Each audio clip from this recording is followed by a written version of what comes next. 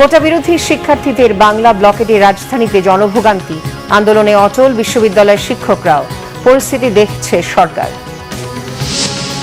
শিক্ষার্থীদের কোটা বিরোধী আন্দোলন অযৌক্তিক, ক্ষতি হচ্ছে পড়াশোনার, বলেছেন প্রধানমন্ত্রী। রাজনীতিকদেরও পেনশন স্কিমে যুক্ত হওয়ার পরামর্শ। কাল চীন যাচ্ছেন প্রধানমন্ত্রী। সমঝোতা হলেও হবে না ঋণ চুক্তি। তিস্তায় আগে বিবেচনা হবে ভারতের প্রস্তাব, জানিয়েছেন পররাষ্ট্রমন্ত্রী। দেখছিলেন সংবাদ শিরোমা, এবারে বিস্তারিত। বিকেল থেকে 4.25 ঘন্টা বাংলা ব্লকেট কর্মসূচি পালনের পর রাত 8টার দিকে রাজধানীর শাহবাগ বাংলা মোটর এলাকা ছেড়ে দেন কোটা বিরোধী শিক্ষার্থীরা।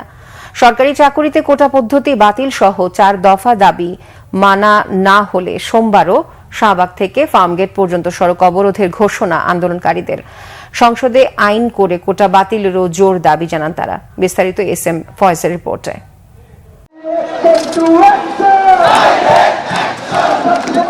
কোটা পদ্ধতি বাতিল সহ 4 দফা দাবিতে রবিবারও বাংলা ব্লকেট কর্মসূচি পালন করেছেন শিক্ষার্থীরা।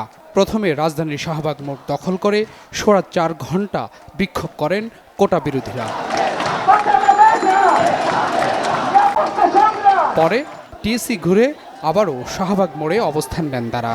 দখলে নেন পরিবাগ ও হোটেল ইন্টারকন্টিনেন্টাল মোড়। একই সময় অবরোধ করেন বাংলা মোটর মোড়। স্লোগানের মাধ্যমে নিজেদের দাবি তুলে ধরেন শিক্ষার্থীরা।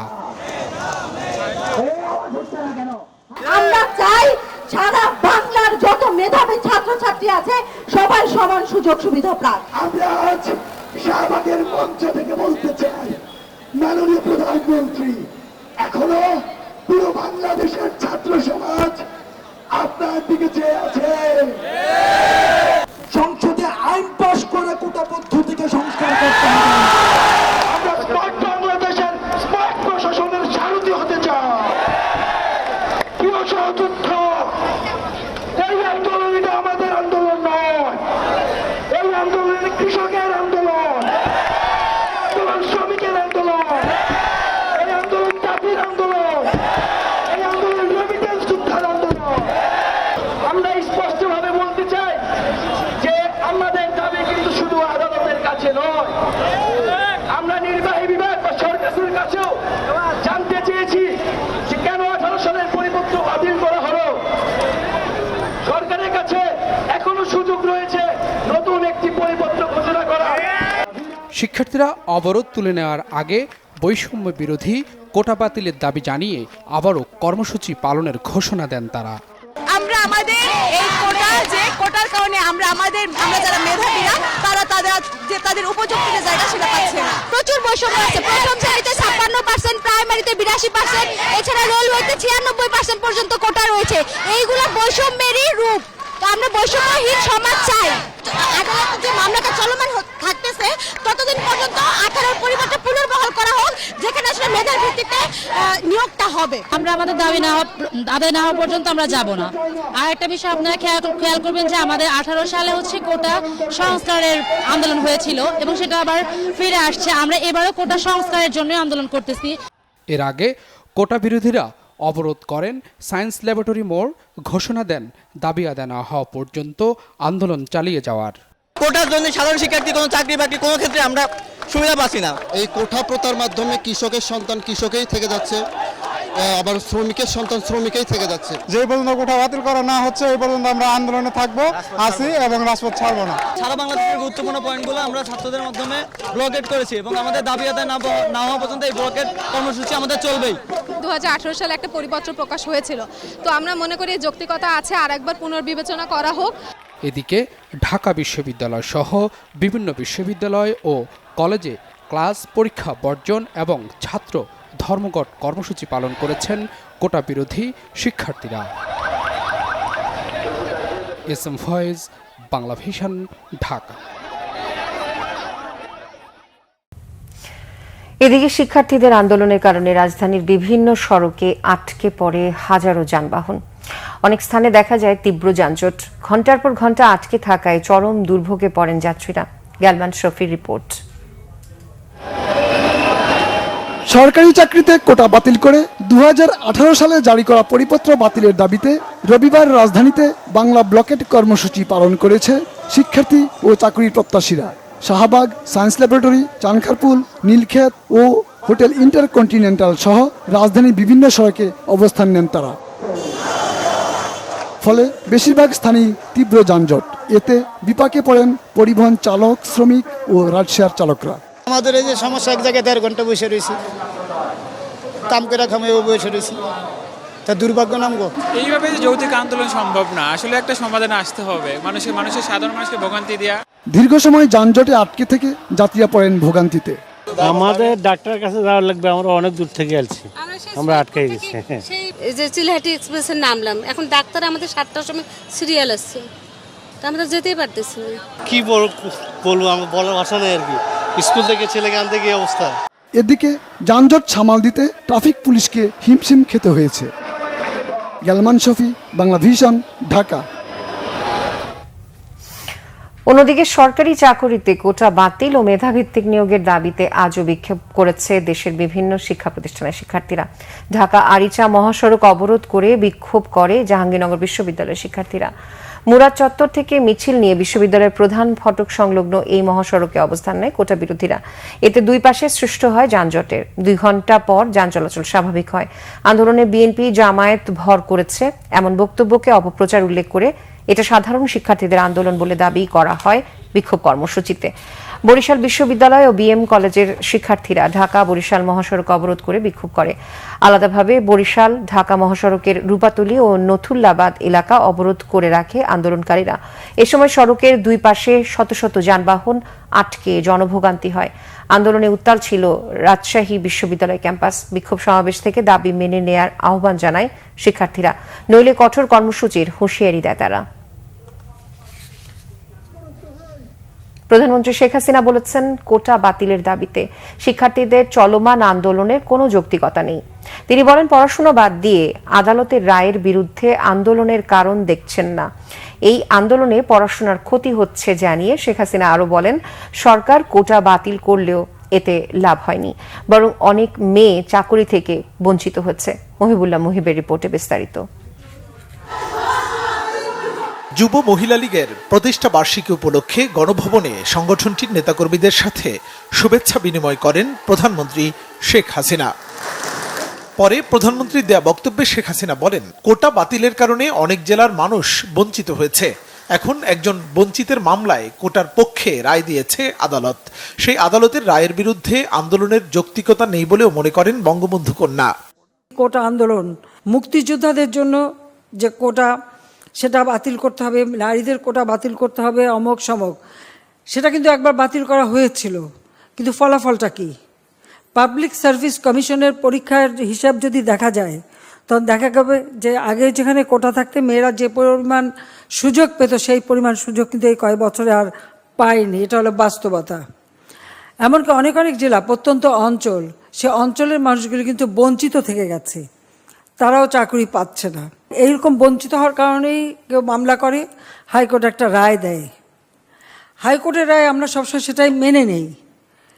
কিন্তু আমরা দেখলাম যে এখন কোটা বিরোধী আন্দোলন আবার গড়ে তোলার চেষ্টা, ছেলেমেয়েরা লেখাপড়া বাদ দিয়ে এখন কোটা বিরোধী আন্দোলন করে, সেখানে মেয়েরাও করে। এখানে আমার একটা প্রশ্ন আছে, যারা এর আগে কোটা বিরোধী আন্দোলন করেছিল, তারা যে পাবলিক সার্ভিস কমিশনে কতজন পরীক্ষা দিয়েছিল আর কতজন পাশ করেছে, সেই হিসাবটা একটু বের করা দরকার। আজকে আন্দোলনের নামে যেটা আবার করা হচ্ছে, পড়াশোনার সময় নষ্ট করা, এটারও কোনো যৌক্তিকতা আছে বলে আমি মনে করি না। এ সময় পেনশন আন্দোলন নিয়ে কথা বলেন প্রধানমন্ত্রী। পেনশন স্কিমে যুক্ত হওয়ার পরামর্শ দেন তিনি। সার্বজনীন পেনশন স্কিম আমরা দিয়েছি, এটা সকলের জন্য। এটা আমাদের নির্বাচনী ইস্তাহারে ছিল, 2008-এ নির্বাচনী ইস্তাহারে আমরা করতে পেরেছি। শুধুমাত্র সরকারি চাকরিজীবী তারাই পেনশন পায়, আর বাকিরা বঞ্চিত থাকে। কাজে কেউ যাতে বঞ্চিত না থাকে, সেই জন্য কিন্তু বিভিন্ন স্তর ভেদে আমাদের এই সার্বজনীন পেনশনের ব্যবস্থা করা আছে। আমি মনে করি আমাদের যুব মহিলা লীগের যারা মেয়েরা, প্রত্যেকে কিন্তু নিজেরা এই সার্বজনীন পেনশন স্কিমে যুক্ত হতে পারে নিজেদের একটা ভবিষ্যতে।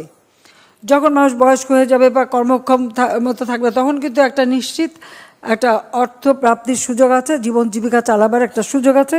এবং সেটা একেবারে নিম্ন স্তরের যারা, তাদের জন্য কিন্তু আমরা বিশেষ প্রণোদনা দিয়েছি। যারা একেবারে কিছুই করতে পারে না, খুব অল্প টাকা কামাই করতে পারে, তারা যদি 500 টাকা রাখে, তো সরকারের পক্ষ থেকে তাদের জন্য আরও 500 টাকা দিয়ে তারাও এর জন্য একটা ভালোভাবে পেনশন পায় একটা বয়সকালে, এবং এটা কিন্তু আজীবন পাবে। কাজে আমি মনে করি আমাদের রাজনীতির সাথে যারা জড়িত তাদের সকলেরই এই সার্বজনীন পেনশন স্কিমে ঢোকা দরকার। বিএনপির অত্যাচার নির্যাতন যেন আর ফিরে আসতে না পারে সে ব্যাপারে সবাইকে সজাগ থাকার আহ্বান জানান প্রধানমন্ত্রী শেখ হাসিনা। মুহিবুল্লাহ মুহিব, বাংলা ভিশন, ঢাকা। এদিকে অবসরে নিজেদের আয়ের কথা বিবেচনায় নিয়ে সপ্তম দিনের মতো ক্লাস পরীক্ষা বর্জন করে আন্দোলন করছেন ঢাকা বিশ্ববিদ্যালয়ের শিক্ষকরা। তাদের দাবি, শিক্ষকদের আন্দোলনে কোনো রাজনীতি নেই, সরকারকে বিপদে ফেলতে একটি মহল পেনশন স্কিম নিয়ে বৈষম্য তৈরি করেছে বলেও মনে করেন আন্দোলনকারীরা। বিস্তারিত ফরুক বাবুর রিপোর্টে। নিজেদের অধিকার আদায়ে পূর্ব ঘোষণা অনুযায়ী রবিবার দুপুর 12টায় ঢাকা বিশ্ববিদ্যালয়ের কলাভবনের সামনে অবস্থান নেন শিক্ষকরা। সরকার ঘোষিত নতুন পেনশন স্কিম প্রত্যয় বাতিলের দাবিতে গড়ে ওঠা শিক্ষকদের আন্দোলনে নিজেদের উদ্দেশ্যের কথা জানান তারা। শিক্ষক নেতারা এদিন সাফ জানিয়ে দিয়েছেন, প্রত্যয় স্কিমে বিশ্ববিদ্যালয়ের শিক্ষকরা থাকবেন না। অর্থ মন্ত্রণালয়ের প্রজ্ঞাপন বাতিল না হওয়া পর্যন্ত ক্লাস পরীক্ষা বর্জন কর্মসূচি চালিয়ে যাবেন তারা। কোন অদৃশ্য কারণেই আমাদের সুপার গেটটি আমাদের আত্মমর্যাদা ফেরত দেওয়া হলো না। সুতরাং আমাদের সুপার গেট প্রত্যেক স্কিমে আমরা থাকবো না, এবং স্বতন্ত্র বেতন স্কেল যেটা আওয়ামী লীগের ম্যানিফেস্টোতে 2008 সালে দেওয়া হয়েছিল, 2010 সালে শিক্ষানীতিতে বলা হয়েছিল যে শিক্ষকদেরকে একটি স্বতন্ত্র বেতন স্কেল দেওয়া হবে। আমরা সরকারকে ফেলে দেওয়ার জন্য আন্দোলনে অবতীর্ণ হয় নাই, বরং সরকারকে মজবুত করার জন্য। কারণ সরকারকে সবচাইতে বুদ্ধিভিত্তিক জনগোষ্ঠীর থেকে বিচ্ছিন্ন করার যে ষড়যন্ত্র চলছে তার বিরুদ্ধে আমাদের এই আন্দোলন। এই আন্দোলনের সাথে রাজনৈতিক সম্পর্ককে নাকচ করে দেন শিক্ষকরা। অনেক পণ্ডিত আপনারা, অনেক বিশেষজ্ঞ, অনেক জ্ঞানী, জ্ঞান ভান্ডারে আপনারা চলতে পারেন না। সেই জন্য কোথা থেকে কি স্কিম বের করবেন এই সমস্ত ব্যস্ত থাকেন। বাংলাদেশে আগেও পোস্ট অফিসে টাকা রেখে বা নানা জায়গায় নানা ব্যাংক বা নানা স্কিম এগুলো কিন্তু আগেও চালু ছিল। এটি মূলত সেরকমই একটি। গত 1 জুলাই থেকে বিশ্ববিদ্যালয়গুলোতে ক্লাস পরীক্ষা বর্জন করে পেনশন স্কিম প্রত্যয় বাতিলের দাবিতে আন্দোলন চলে আসছে। দাবি আদায় না হওয়া পর্যন্ত আন্দোলন চলবে বলে আবারও জানান শিক্ষকরা। 1 জুলাই থেকে যারা বিশ্ববিদ্যালয়ে জয়েন করবে তাদের সাথে যারা 1 জুলাইয়ের আগে আছেন তাদের বিশাল একটা ফিনান্সিয়াল যে বেনিফিট, মানে পেনশন রিলেটেড যে বেনিফিটটা, সেটা একটা বিশাল একটা ফারাক থেকে যাচ্ছে। তো সেইটা আসলে পরবর্তী জেনারেশনকে আসলে শিক্ষকতা পেশা আগ্রহী করবে না। শিক্ষকদের সাথে তাল মিলিয়ে প্রত্যয় স্কিম বাতিলে আন্দোলন করছেন বিশ্ববিদ্যালয়ের কর্মকর্তা কর্মচারীরা। সকালে ঢাকা বিশ্ববিদ্যালয়ের কেন্দ্রীয় গ্রন্থাগারের সামনে এক দফা দাবিতে বিক্ষোভ করেন কর্মকর্তা কর্মচারীরা। ফরুক বাবু, বাংলা ভিশন, ঢাকা। প্রত্যয় পেনশনে বাধ্যতামূলক অন্তর্ভুক্তির প্রতিবাদে অনির্দিষ্টকালের কর্মবিরতি চালিয়ে যাচ্ছেন রাজধানীর বাইরের পাবলিক বিশ্ববিদ্যালয়গুলোর শিক্ষকরাও। পাবলিক বিশ্ববিদ্যালয় শিক্ষক ফেডারেশনের কেন্দ্রীয় কর্মসূচির অংশ হিসেবে সর্বাত্মক কর্মবিরতি পালন করছে চট্টগ্রাম বিশ্ববিদ্যালয়ের শিক্ষক, অফিসার ও কর্মচারী সমিতি। বিশ্ববিদ্যালয়ের সব ধরনের একাডেমিক ও প্রশাসনিক কাজ বন্ধ রাখেন তারা। বন্ধ রয়েছে সব বিভাগের ক্লাস পরীক্ষা। এতে অচল অবস্থা চলছে ক্যাম্পাসে। দাবি আদায় না হওয়া পর্যন্ত কর্মবিরতি পালন করে যাবার কথা বলেছেন শিক্ষক সমিতির নেতারা। সপ্তম দিনের মতো প্রত্যয় স্কিম বাতিলের দাবিতে কর্মবিরতি পালন করেছেন সিলেট কৃষি বিশ্ববিদ্যালয়ের শিক্ষক সমিতি ও অফিসার পরিষদ। ক্যাম্পাসে আলাদা কর্মসূচি পালন করেন তারা।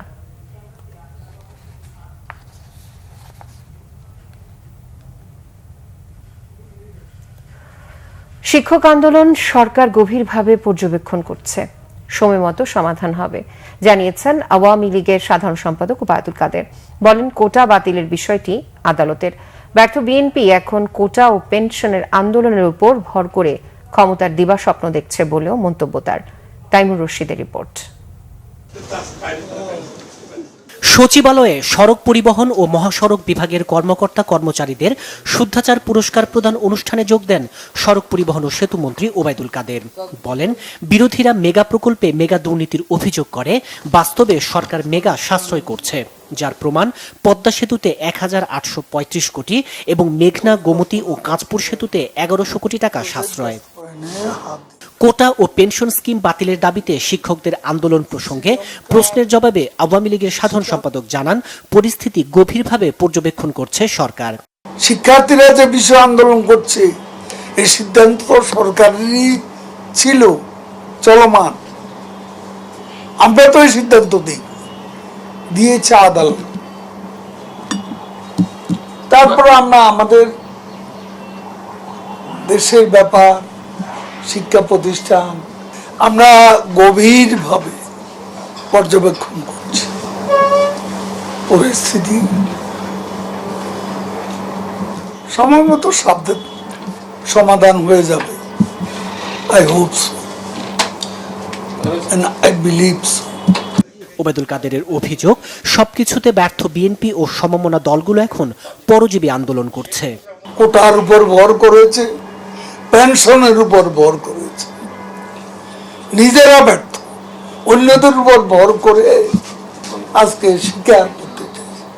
তো তারা স্বপ্ন দেখছে, তো দিদার স্বপ্ন।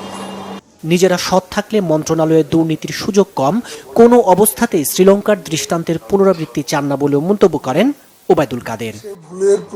তাইমুর রশিদ, বাংলা ভিশন, ঢাকা। শিক্ষামন্ত্রী ব্যারিস্টার মহিবুল হাসান চৌধুরী বলেছেন, অনেক জনপ্রিয় ইস্যু নিয়েও ষড়যন্ত্রকারীরা পরিস্থিতিকে অস্থিতিশীল করতে চায়, সেই ফাঁদে পা না দেওয়ার আহ্বান জানান তিনি। ঢাকা রিপোর্টার্স ইউনিটি DRU-তে শিক্ষাবৃত্তি প্রদান অনুষ্ঠানে মন্ত্রী বলেন, কোটার বিষয়টি আদালতে বিচারাধীন। এ নিয়ে দায়িত্বশীল জায়গা থেকে কিছু বললে আদালত অবমাননা হতে পারে।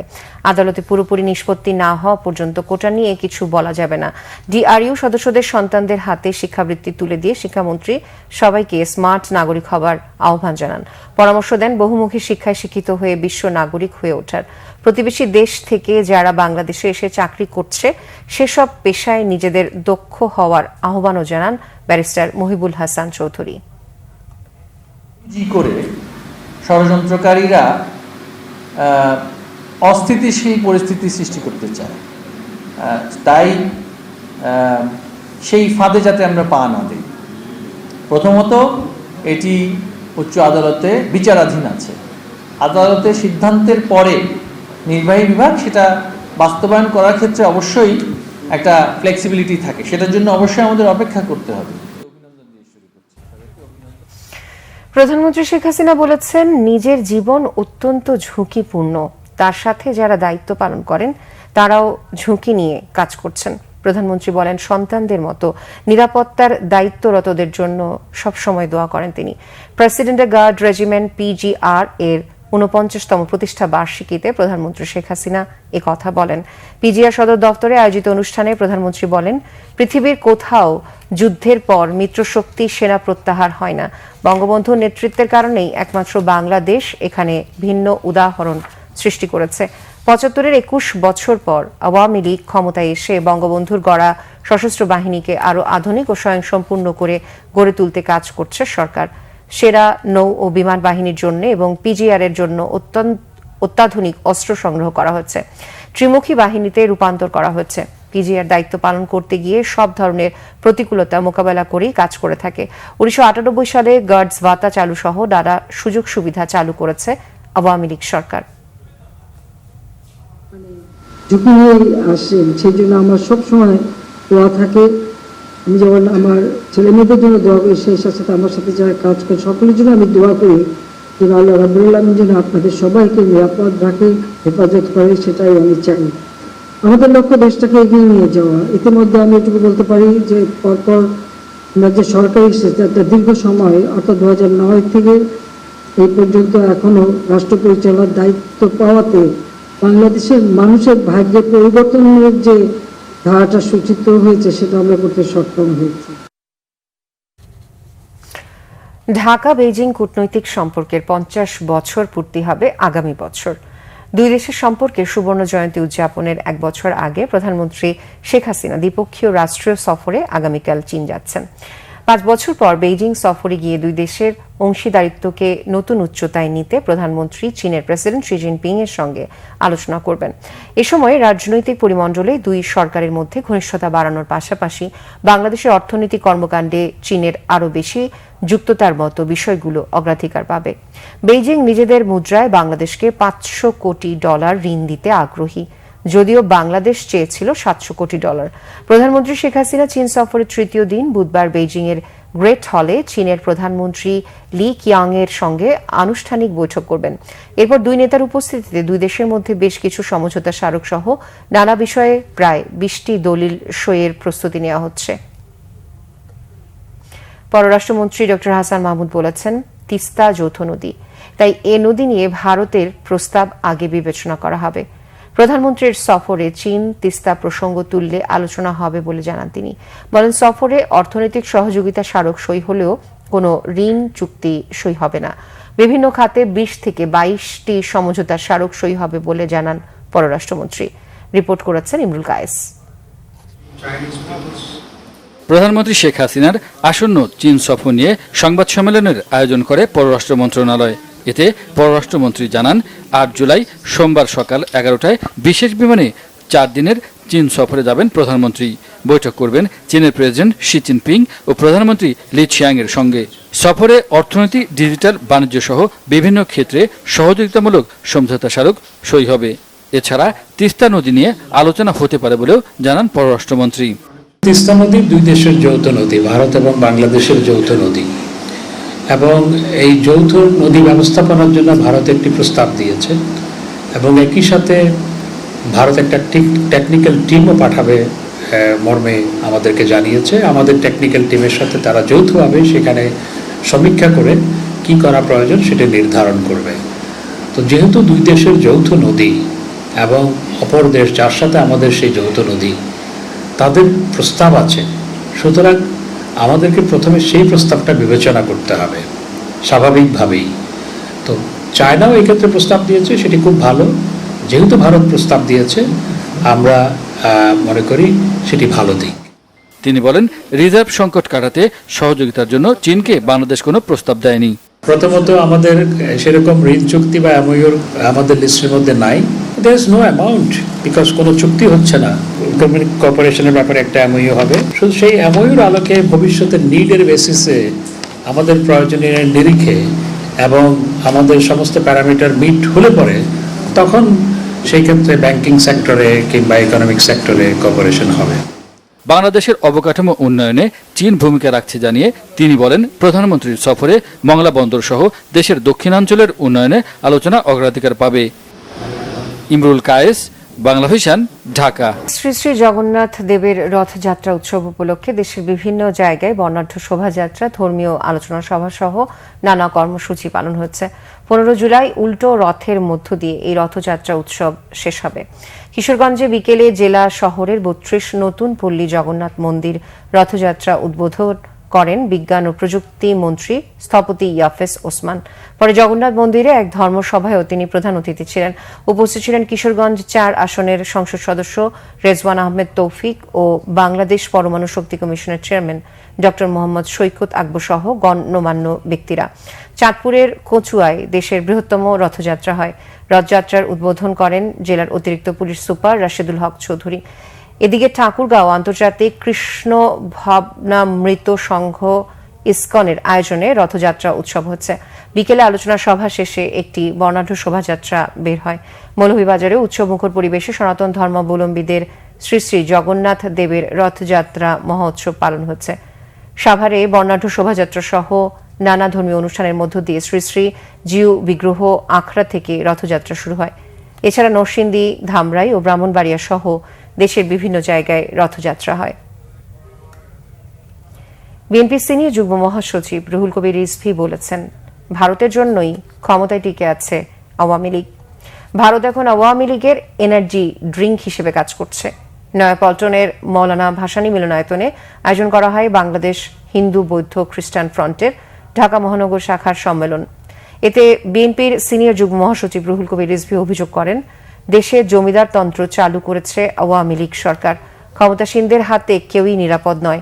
লুটপাট আর টাকা পাচারের সংস্কৃতি শুরু করেছে আওয়ামী লীগ। শুধু বেনজির আর আজিজ নয়, আরও শত রাঘব বোয়াল তৈরি হয়েছে।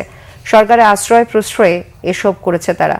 দুর্নীতি, লুটপাট করে সরকার দেশের অর্থনীতিকে ধ্বংস করেছে বলে মন্তব্য করেন রুহুল কবির রিজভী। অপরাধের রাজনীতি, তাদের যে গণতন্ত্র হত্যার রাজনীতি, তারা যে অবাধ সুষ্ঠু নির্বাচনকে একবারে মহাশ্মশানে পাঠিয়ে দিয়েছে, সেই রাজনীতিকে সমর্থন করে হচ্ছে ভারত। এই কারণে তারা কোথাও যেতে হলে পরে আগে ভারতের অনুমতি নিতে হয়।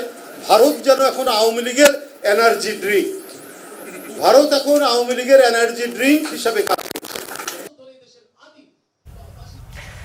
ঢাকা মহানগর উত্তর, দক্ষিণ সহ 4 মহানগরে নতুন কমিটি ঘোষণা করেছে বিএনপি।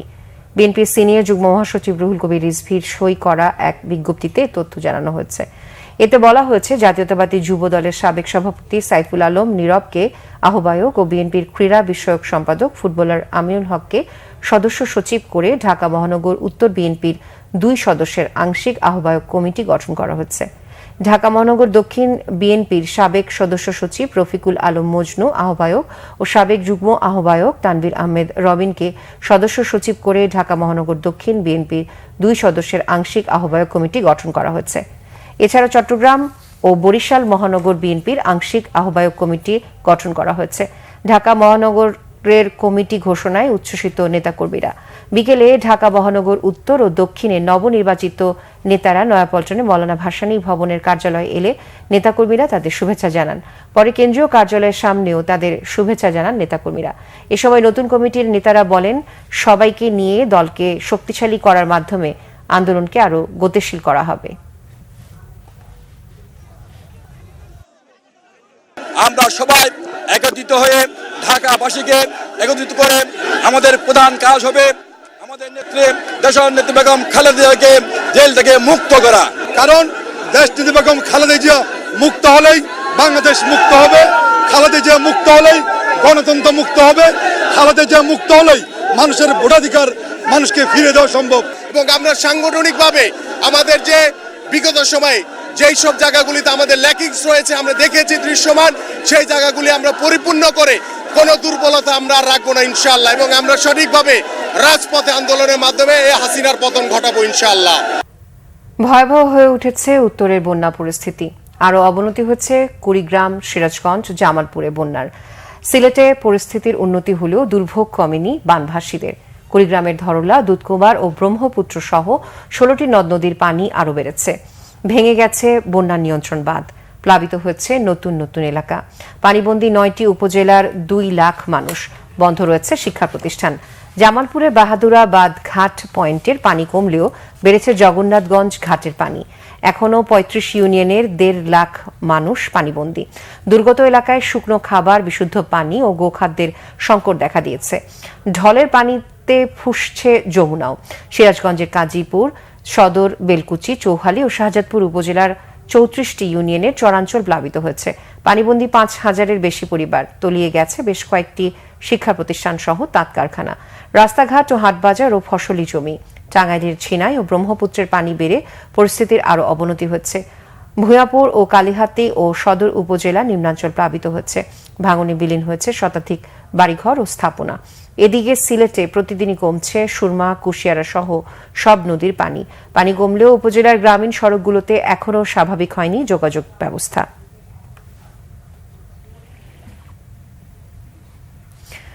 নতুন করে 3 জেলা সহ চলমান বন্যায় দেশের 18 জেলায় 20 লাখ মানুষ ক্ষতির শিকার হয়েছেন বলে জানিয়েছেন দুর্যোগ ব্যবস্থাপনা ও ত্রাণ প্রতিমন্ত্রী মোহাম্মদ মহিবুর রহমান। দেশের বিভিন্ন স্থানে সৃষ্ট বন্যা পরিস্থিতি নিয়ে রবিবার সচিবালয়ে আন্তঃমন্ত্রণালয় সভা শেষে সাংবাদিকদের ব্রিফিংয়ে তিনি এ তথ্য জানান। প্রতিমন্ত্রী বলেন, বন্যা দুর্গতদের জন্য 3000 আশ্রয় কেন্দ্র খোলা হয়েছে। আশ্রয় কেন্দ্রে প্রায় 40,000 মানুষ আশ্রয় নিয়েছেন। তাদের জন্য 18টি জেলায় 21,700 টন চাল, নগদ 5 কোটি 47 লাখ টাকা 65,500 প্যাকেট শুকনো ও অন্যান্য খাবার, গো খাদ্য বাবদ 40 লাখ টাকা এবং শিশু খাদ্যের জন্য 40 লাখ টাকা বরাদ্দ দেওয়া হয়েছে বলে জানান তিনি। এছাড়া সিলেট 3, সুনামগঞ্জ 1 ও মৌলভীবাজার 2 সংসদীয় আসনে 2,500 প্যাকেট শুকনো ও অন্যান্য খাবার বরাদ্দ দেওয়া হয়েছে বলেও জানান প্রতিমন্ত্রী। ক্ষতিগ্রস্ত জেলার সংখ্যা। উড়োজাহাজ নির্মাণকারী প্রতিষ্ঠান ইয়ারবাস ও বোয়িং এর প্রস্তাব মূল্যায়ন করে আগামী 1 থেকে 2 মাসের মধ্যে বিমান কেনার বিষয়টি চূড়ান্ত করা হবে বলে জানিয়েছে বেসামরিক বিমান পরিবহন ও পর্যটন মন্ত্রী মোহাম্মদ ফারুক খান। রবিবার সচিবালয়ে বাংলাদেশে নিযুক্ত মার্কিন রাষ্ট্রদূত পিটার হাসের সঙ্গে বৈঠকের পর সাংবাদিকদের প্রশ্নের জবাবে মন্ত্রী এই কথা জানান। মন্ত্রী বলেন, মূল্যায়ন কমিটি রিপোর্ট দেওয়ার আগে বিমান কেনার বিষয়টি চূড়ান্ত হবে না। এবারে বাজেট থেকেই এই কাজে অর্থায়ন করা হবে বলে জানান তিনি। মন্ত্রী জানান 10টির মতো বিমান কেনার পরিকল্পনা রয়েছে, তবে আপাতত কয়টি বিমান কেনা হবে তা নির্ভর করবে অর্থনৈতিক প্রস্তাবের উপর। আরো কিছু খবর নিয়ে এবার দেখুন একটি ডেস্ক রিপোর্ট। স্বাস্থ্য খাতে নৈতিকতা ও আইনি ইস্যু নিয়ে সেমিনার হয়েছে রাজধানীর বঙ্গবন্ধু শেখ মুজিবুর রহমান মেডিকেল বিশ্ববিদ্যালয় অডিটোরিয়ামে। এতে প্রধান অতিথি ছিলেন বিশ্ববিদ্যালয়ের উপাচার্য অধ্যাপক ডাক্তার দীন মোহাম্মদ নুরুল হক। ওএসবি সভাপতি অধ্যাপক ডাক্তার AHM এনায়েত হোসাইনের সভাপতিত্বে সেমিনারে বক্তব্য রাখেন চিকিৎসকরা। স্কয়ার টয়লেট্রিজ লিমিটেড চলতি বছরে জাতীয় বৃক্ষ মেলায় সম্পূর্ণ প্রাকৃতিক উপাদান দিয়ে তৈরি স্যানোরা বায়ো ও জিরোক্যাল স্টেভিয়া নিয়ে প্রকৃতি প্রেমীদের সামনে হাজির হয়েছে। শতভাগ প্রাকৃতিক উপাদান ও স্টেভিয়া পাতার নির্যাস থেকে তৈরি জিরোক্যাল স্টেভিয়া এরই মধ্যে ব্যাপক জনপ্রিয়তা পেয়েছে। জাতীয় বৃক্ষ মেলায় স্কয়ার টয়লেট্রিজ লিমিটেডের স্টল থেকে ক্রেতারা স্যানোরা বায়ো এবং জিরোক্যাল স্টেভিয়া কিনলেই উপহার পাচ্ছেন বিভিন্ন ঔষধি গাছ ও স্টেভিয়া গাছের চারা। ভবিষ্যতেও প্রকৃতি ও মানুষের ভালোর জন্য কাজ করতে দৃঢ় প্রতিজ্ঞ প্রতিষ্ঠানটি। SSC 24 শিক্ষার্থীদের জন্য GPF-5 উদযাপন অনুষ্ঠান পাওয়ার্ড বাই কেমিয়াস অনুষ্ঠিত হল রাজধানীর খামারবাড়ির কৃষিবিদ ইনস্টিটিউশন বাংলাদেশ KIB-তে। এর আয়োজন করে মাসুদ ইংলিশ একাডেমি, মেহেদি কেমিস্ট্রি একাডেমি এবং নুরসার ফিজিক্স NSP। এতে বিভিন্ন শিক্ষা প্রতিষ্ঠানের 1200-রও বেশি শিক্ষার্থীর অসাধারণ সাফল্যকে সম্মানিত করা হয়েছে। SSC পরীক্ষায় GPF-5 অর্জনকারী শিক্ষার্থীদের পরিশ্রম ও নিষ্ঠার স্বীকৃতি হিসেবে ক্রেস্ট ও সনদ দেয়া হয়। পরে হয় সাংস্কৃতিক অনুষ্ঠান। পায়োনিয়ার ইন্স্যুরেন্স কোম্পানি লিমিটেডের 28তম বার্ষিক সাধারণ সভা কোম্পানির চেয়ারম্যান সৈয়দ নাসিম মঞ্জুরের সভাপতিত্বে ডিজিটাল প্ল্যাটফর্মে অনুষ্ঠিত হয়। সভায় কোম্পানির পরিচালক তপন চৌধুরী, আলমগীর শামসুল আলামিন, সিলভানা শিকদার, সাঞ্চিয়া চৌধুরী, পারভিন আক্তার, রোজিনা আফরোজ, শফিকুল ইসলাম খান, অবসরপ্রাপ্ত লেফটেন্যান্ট কর্নেল মোহাম্মদ নজরুল ইসলাম বীর প্রতীক MP, জাকির আহমেদ খান এবং মুখ্য নির্বাহী কর্মকর্তা সৈয়দ শাহরিয়ার আহসান, কোম্পানি সচিব SM মিজানুর রহমান সহ উল্লেখযোগ্য সংখ্যক শেয়ার হোল্ডার অনলাইনে সংযুক্ত ছিলেন। এ সময় চেয়ারম্যান সকল শেয়ার হোল্ডারকে তাদের সর্বাত্মক সহযোগিতার জন্য ধন্যবাদ জানান। রপ্তানিমুখী তৈরি পোশাক শিল্প প্রতিষ্ঠান অ্যাপটেক গ্রুপের 2টি অঙ্গ প্রতিষ্ঠান বিগ বস কর্পোরেশন লিমিটেড এবং অ্যাপটেক ক্যাজুয়ার limited US green building council USGBC পরিবেশ বান্ধব সবুজ কারখানা হিসাবে লিড প্লাটিনাম সনদ অর্জন করেছে। অ্যাপটেক গ্রুপের সম্মেলন কক্ষে এক অনুষ্ঠানে US গ্রিন বিল্ডিং কাউন্সিলের পক্ষে ইনোওয়েলের ব্যবস্থাপনা পরিচালক গুনাসে কারান রাজু, অ্যাপটেক গ্রুপের ব্যবস্থাপনা পরিচালক সৈয়দ রেজাউল হোসেন কাজী এবং অ্যাপটেক গ্রুপের পরিচালক সৈয়দ শামস রেজা এর কাছে USGBC লিড প্লাটিনাম সার্টিফিকেট হস্তান্তর করেন। অনুষ্ঠানে দেশি বিদেশি আমন্ত্রিত অতিথি এবং গ্রুপের কর্মকর্তারা উপস্থিত ছিলেন। সনাতন ছাত্র ও সমাজ কল্যাণ সংঘের উদ্যোগে অত্যন্ত জাঁকজমক ও আড়ম্বরপূর্ণ পরিবেশে শ্রী শ্রী জগন্নাথ দেবের রথযাত্রা উৎসব 2024 পালন করা হয়। রাজধানীর সবুজবাগে উৎসবের উদ্বোধন করেন সবুজবাগ থানা আওয়ামী লীগের সাধারণ সম্পাদক, 5 নম্বর ওয়ার্ড কাউন্সিলর ও বাংলাদেশ হিন্দু বৌদ্ধ খ্রিস্টান ঐক্য পরিষদ ঢাকা মহানগর দক্ষিণের সভাপতি চিত্তরঞ্জন দাস। উৎসব শুরুর আগে ধর্মীয় শাস্ত্র অনুযায়ী বিশেষ প্রার্থনা সভা অনুষ্ঠিত হয়। পরে উৎসবের মূল আয়োজন বর্ণাঢ্য শোভাযাত্রাটি বৌদ্ধ মন্দির সংঘনায়ক শুদ্ধানন্দ সড়ক হয়ে কালীবাড়ি মন্দিরে গিয়ে শেষ হয়। গল্পের বাস্তবতা শিরোনামে চিত্রশিল্পী উত্তম কুমার রায়ের একক চিত্র প্রদর্শনী হয়েছে।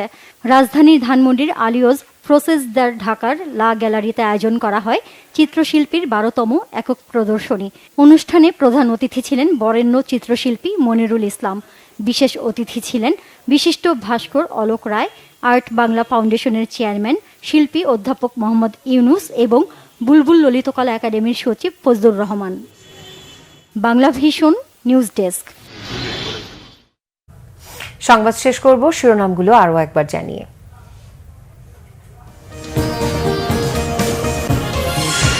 কোটা বিরোধী শিক্ষার্থীদের বাংলা ব্লকেটে রাজধানীতে জনভোগান্তি, আন্দোলনে অটল বিশ্ববিদ্যালয়ের শিক্ষকরাও, পরিস্থিতি দেখছে সরকার।